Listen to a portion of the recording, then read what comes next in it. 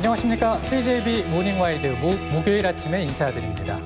오늘은 절기 한로입니다. 한로에는 찬이슬이 연근다는 속담처럼 찬이슬 내리고 날씨가 쾌청해서 곡식과 과일이 잘 익는 절기라고 하는데요. 아침 저녁으로 쌀쌀하니까 오늘도 얇은 외투 챙기고 나서야겠습니다. 네, 예로부터 한로에는 고기 추어탕을 푹 고아서 탕으로 먹으면서 든든하게 가을을 났다고 하는데요. 건강한 식재료가 넘쳐나는 계절이죠. 제철 식재료로 든든한 가을날 챙겨보시면 좋겠습니다. 목요일 CJB 모닝와이드 뉴스부터 시작하겠습니다. 인구 50만 명 이상 도시를 특례시로 지정하는 지방자치법 전부 개정안이 국회에서 논의 중인데 이 법이 통과되면 청주시도 특례시가 됩니다. 여기에 청주를 제외한 충북 나머지 시군이 빈익빈 부익부를 가져올 거라며 반대하고 나섰는데 충청북도도 마찬가지 입장을 보이고 있습니다. 충청북도는 청주시 특례시보다 충청권 초광역화가 더 중요한 의제라며 공식 제안을 검토하고 있습니다. 구준회 기자입니다. 수도권 1극 체제를 극복할 대안으로 전국 지자체들이 앞다투어 초광역화 구상을 내놓고 있습니다. 대구와 경북은 2022년 7월까지 통합을 목표로 세웠고 광주는 지난달 전남과의 행정통합 준비단을 출범시켰습니다. 부산과 울산, 경남은 이른바 부울경 메가시티 구상을, 허태정 대전시장은 지난 7월 세종시와의 통합을 제안하며 논의에 가세했습니다.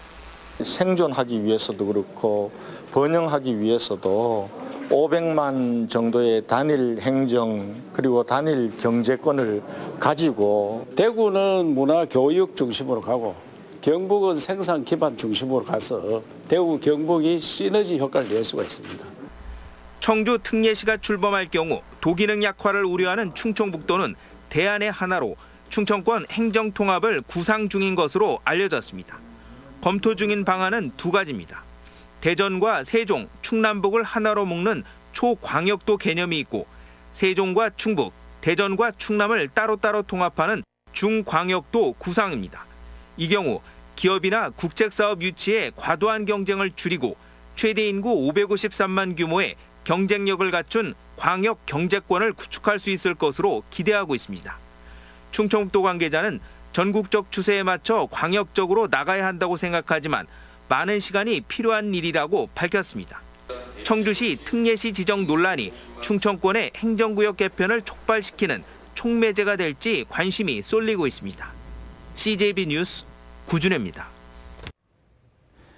아시아나항공 계열의 저비용 항공사인 에어서울이 오늘부터 청주공항에서 제주 노선을 취항합니다.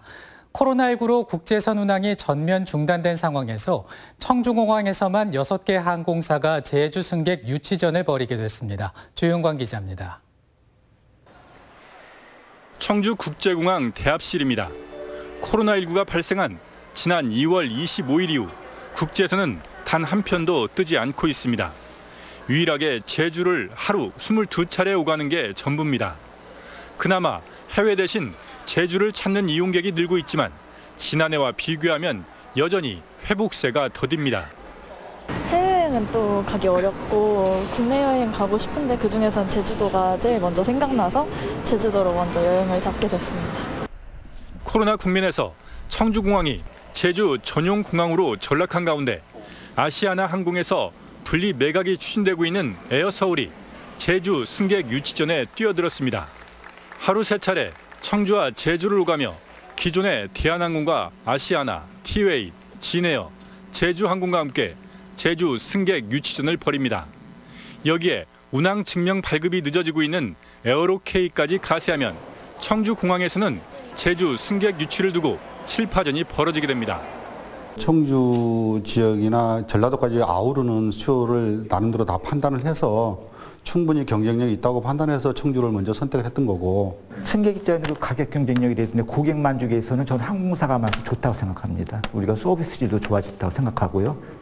코로나 시대 국제 노선 없는 국제공항으로 전락한 청주공항은 올해 이용객 목표를 354만 명에서 223만 명으로 37%나 낮춰 잡았습니다.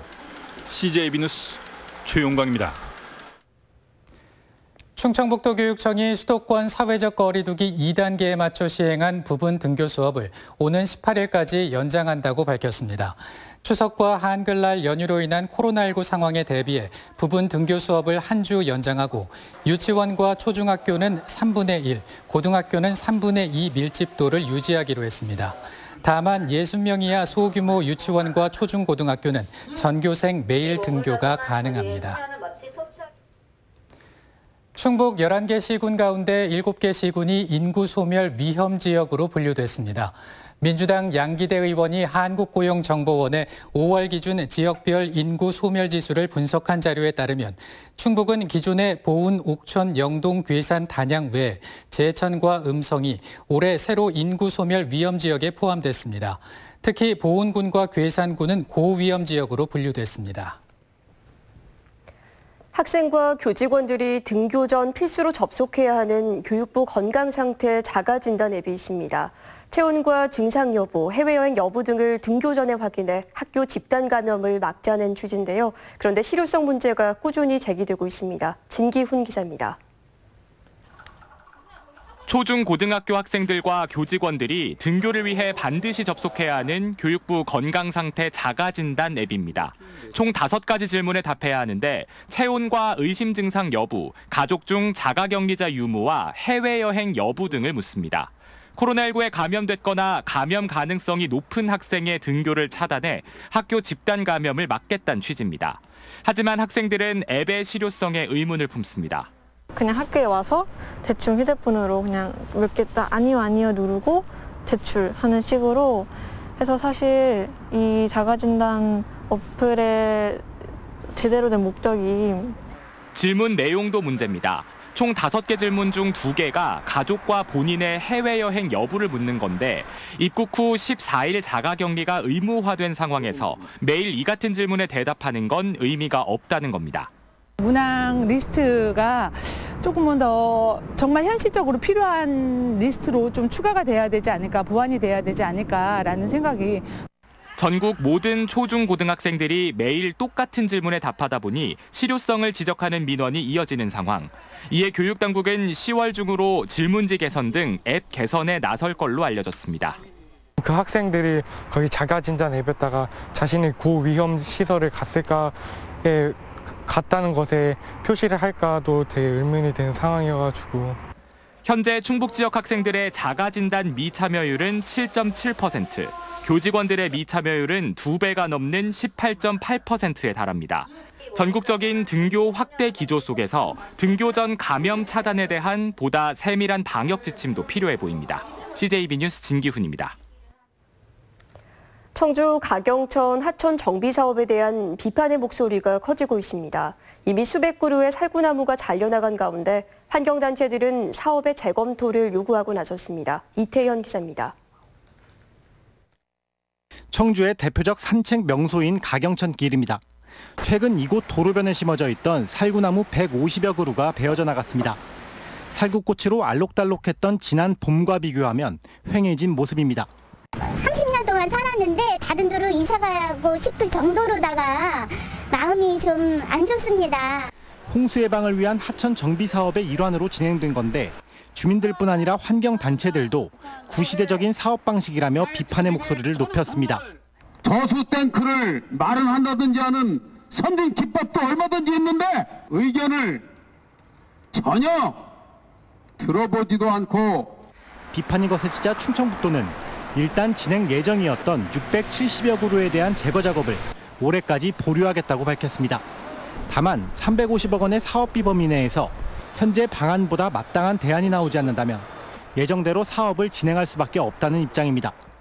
의견은 저희들이 언제든지 받아들인다고 하고 적용할 수 있는 게 없으면 그냥 계속 진행할 수밖에 없죠. 봄꽃 명소에서 평범한 하천길로 전락할 위기에 놓인 가경천길. 얼마 남지 않은 시간 홍수 예방과 명성을 지키기 위해 민관의 대안 마련이 절실해졌습니다. CJB 뉴스 이태현입니다. 청주에 본부를 둔 WMC, 즉 세계무예 마스터십 위원회가 유네스코로부터 공식 NGO 자문 파트너십 승인을 받았습니다. 2018년 9월 가입 신청서를 제출한 지 2년 만입니다. WMC는 이로써 유네스코와 공식 협력 관계를 구축하고 국제기구로서 위상 강화와 각종 사업 추진에 탄력을 받을 것으로 기대됩니다. 2년 뒤엔 한 단계 위인 준회원 파트너십 가입을 신청할 계획입니다. 대전지방 국토관리청 충주국토관리사무소는 오는 12일부터 15일까지 가을맞이 터널 대청소를 실시함에 따라 충주와 제천, 음성 지역의 터널 구간의 차량 통행을 부분 통제한다고 밝혔습니다. 이에 따라 국도 3호선 소조룡 터널, 국도 38호선 박달재 터널 등 25곳의 터널 내 한 개 차로를 통제하고 괴산 느릅재 터널은 15일 오전 9시부터 오후 6시까지 양방향 차로를 전면 통제해 느릅재 옛길로 우회해야 합니다.